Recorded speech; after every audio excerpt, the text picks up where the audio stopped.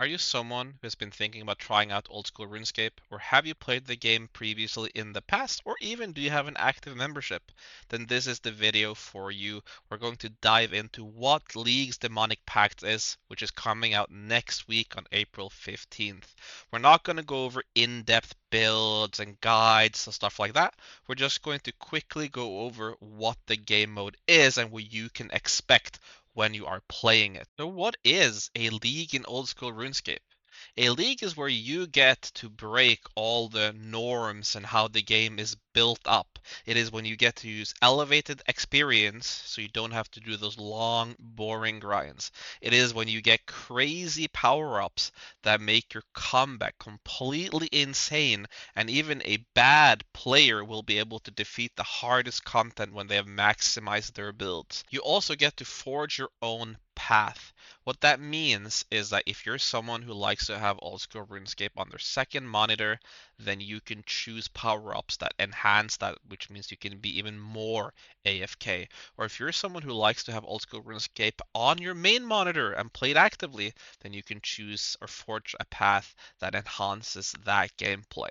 And we're going to go over some of the relics and some of the combat masteries or pacts later in this video, just to give you an idea of what this actually means and what you're actually able to do in this game. So what do you need to play a league in Old School RuneScape? Very little, actually. You just need the game, so you have to download the game, you need to make an account, and then you have to become a member, which will cost you $15 a month. You don't need a previous account, you don't need to have played the game before, you don't need anything like that. And I would also suggest, if you're new to the game, check out RuneLite. If you're familiar with games like World of Warcraft, it is basically an easy way to download add-ons to improve the quality of life of the game, but the base game has also gotten quite good, so you don't need it if you don't want it. You can expect to have XP boosts starting at 5 times the normal XP rate, going all the way up to 16 times in all skills, and even higher than that in some skills. When you play the game, you will have tasks like defeat a troll or do a boss or equip an item, and there are so many tasks. We're not going to go over all of them here. We're just going to show what it is, which will give you points. These points can then be spent to unlock power-ups, like for example the relics here, where you choose if you want to increase your farm or your wood cutting, fishing, mining, and hunter, or if you want to make hunter and wood cutting better over down here, or if you just hate agility and you want to make agility better up here, because here you get agility XP every time you run. And then as you unlock more points, you get to choose better effects or different effects, and you can have one from each tier active at once. Even when you get further down, here you have minigame points boosted, you get experience boost, etc., and more power. We're not going to go into what these are, as that would require a video itself. There's also tons of videos from creators on what all of the different relics are. This video is just to show you what playing a league means. So you do tasks by just playing the game, and then you go and unlock power-ups, which increase, you can choose the power-ups that fit your playstyle, and then eventually you will also unlock the combat enhancing power-ups in the game. These power enhancing combat power-ups are like a talent tree that you can see right here. This should remind you a lot of Path of Exile if you know what that is. But it is nowhere as scary as a Path of Exile talent tree, and it's very intuitive. If you boost melee, or if you want to be a range player, all of these will boost range. Just to take a look at some of them, just to show you the crazy power we're talking about. If you're a water mage, you can get 60% of the damage you deal back as health. That will make PMing a lot easier. Or if you want to be completely crazy with the RNG, you can go for something called Blind Bag, which will be right around here. Let's see when I find it. Right here, which means when you're attacking with a heavy melee weapon, you have a chance for one of your weapons in your inventory to attack the opponent, and then you can make that as crazy as you want. You can make that able to trigger some ranged attacks, which you can buff down here. So there is synergy you can build all around. However, if you're just a plug-and-play person, you don't want to do a lot of research, you don't care about having the best build, you just want to have a fun build that you enjoy playing, then you just go down the route you want. If you're a crossbow range player, then you should go down here. If you're a bow range player, then you should go to the left of this. If you're a mage, you should be up here. But then one cool effect I also want to show is thorns. A lot of Path of Exile players will know what that is. In RuneScape, we now have thorns. When you get hit, or even with some path you can take here, don't get hit, you will retaliate damage to your opponents. This damage can probably go up towards 50 per time you get hit. It can be completely crazy as well.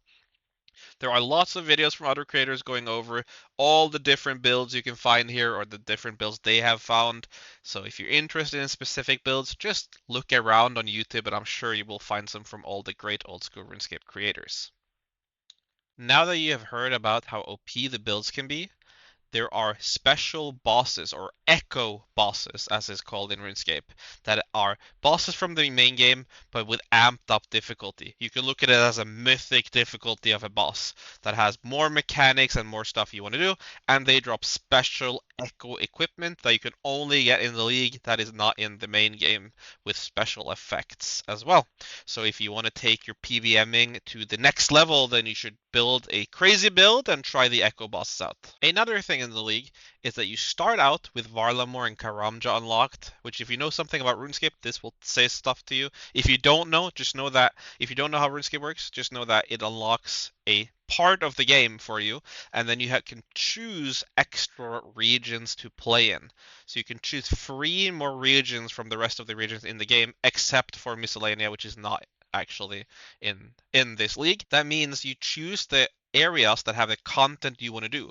So if you want to do raids, you should choose a region or multiple with raids. If you want to go PvP, you can choose wilderness.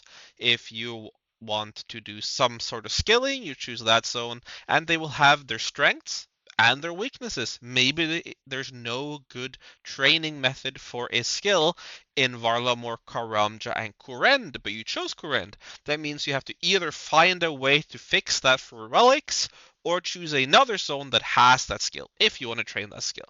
So there's a lot of strategy in which areas you choose to unlock. The last thing I want to mention is that if you have played RuneScape or you care about your main character in RuneScape, you will also be unlocking rewards that are purely cosmetic that you can use in the main game from points you earn in the league as well. So, should you play this league? If anything I mentioned here or a lot of it sounded interesting to you and you think it is worth the $15 price tag per month, then yes, you should.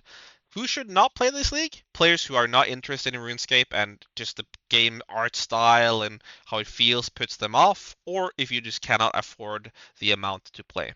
And like I said, the league lasts for 2 months, so if you want to play the whole league, it should be about $30. I'm not exactly sure if it's exactly 2 months, but you can find that out easily if you're interested to see that. However, you do not have to play the league for more than a week or a few weeks. If you want to do that, you can get a lot of stuff done.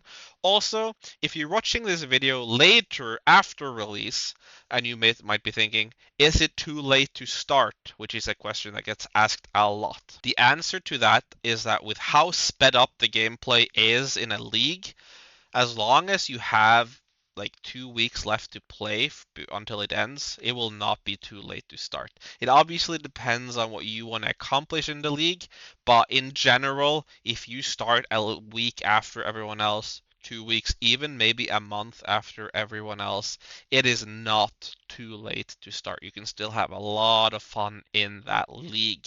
So I hope you enjoyed this video, and I would love to hear in the comment section down below if you are going to play this league, and if you are, which build are you planning on playing? Which main combat pact are you excited to try out? If you like these videos, please hit the like button on the video and subscribe to my channel, which is completely free to do. Thank you so much for watching, and I'll see you in the next one.